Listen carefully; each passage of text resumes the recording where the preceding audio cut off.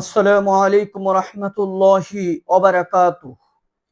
সুপ্রিয় দর্শক শ্রোতা, আপনারা দেখেছেন বাংলাদেশের একজন এমপি, জাতীয় সংসদ সদস্য, একজন খ্যাতনামা আলেম, একজন সুবক্তা, হাসিনার কারাগারে নির্যাতিত সেই মুফতি আমির হামজাকে কিভাবে অখ্যাত চামচা দল গণ অধিকারের নামে ওই গণ অধিকার পরিষদের কিছু সন্ত্রাসীরা কিভাবে হামলা করেছে।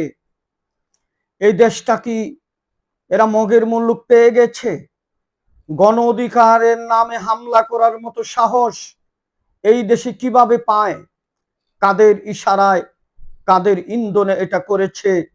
এটা আমাদের প্রশ্ন। এই সমস্ত গণ অধিকার তারা অভিযোগ করেছে আমির হামজা সাহেব নাকি বলেছিলেন যে গণ অধিকার তো দুইজনের দল। যদি বলেই থাকে, এই কথাটা কি মিথ্যা বলেছে? গণ অধিকারের কোনো ভিত আছে? আমির হামজা মাহফিল নয়, এক জায়গায় দাঁড়ালে, রাস্তায় কোনো চায়ের স্টলে কোনো জায়গায় বসলে যে লোক হবে তাকে দেখতে আসবে, 5 মিনিটে যে লোক তাকে দেখতে আসবে, অতগুলি লোক কিন্তু গণ অধিকারের পুরা দল বাংলাদেশে মিলে হবে না। এটা একটা দুর্নীতিবাজ এই নূর সাহেব দেশে বিদেশে মানুষের বিকাশের টাকা, এই সমস্ত মোসাদের সাথে বৈঠক, নানান অভিযোগ তার বিরুদ্ধে রয়েছে। এই সমস্ত চামচা, এই রাশেদ নূর, এই সমস্ত এইগুলো বাংলাদেশের জন্য ভবিষ্যতের জন্য আগাছায় পরিণত হবে।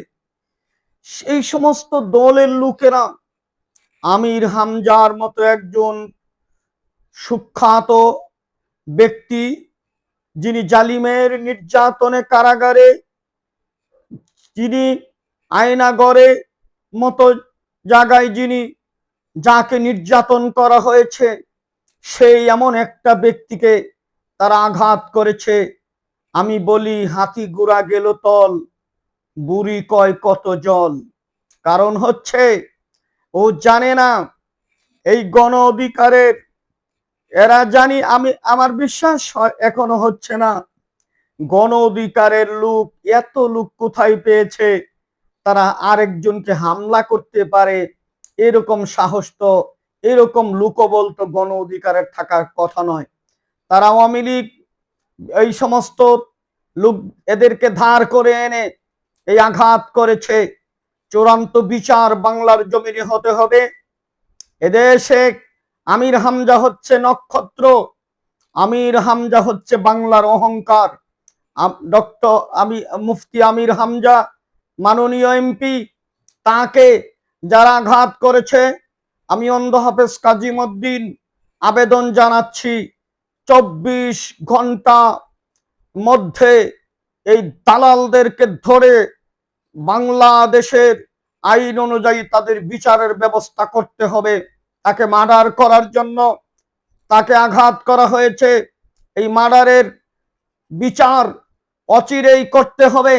তা না হলে আমির হামজার ভক্তবৃন্দ মাঠে নেমে গেলে গণ অধিকার পরিষদ শুধু নয়, তাদের যে দালালদেরকে নিয়ে আঘাত করেছে তারা কোথায় ভেসে যাবে তারা নিজেরাই জানে না।